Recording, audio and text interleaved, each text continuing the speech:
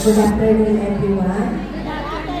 In behalf of St. Francis English Speaking Community,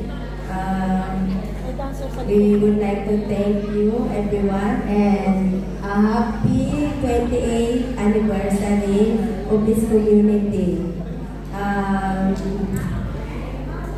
As we mark our 28th founding anniversary of this St. Francis English Speaking Community, we express our heartfelt gratitude to each and everyone who has contributed to our progress for past years.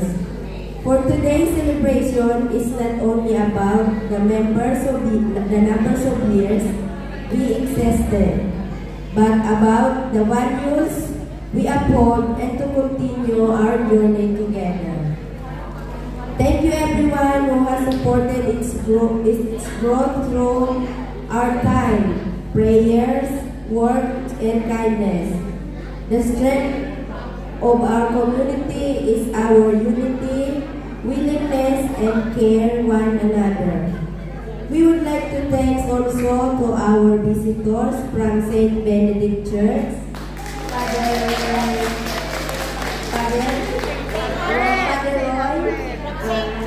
and St. Alfred Church.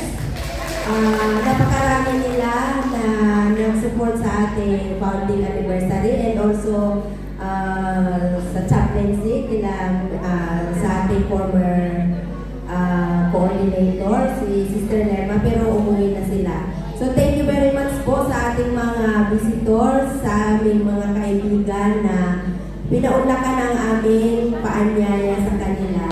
At nagpapasalamat din po kami sa mga bumuo ng pagluluto sa lahat ng gawain dito sa simbahan, sa lahat po ng members na nagkakaisa po sa umpisa sa paglilinis, pagluluto, at pag-arrange ng ng hall at decoration. Sa lahat-lahat po, thank you so much sa effort ninyo.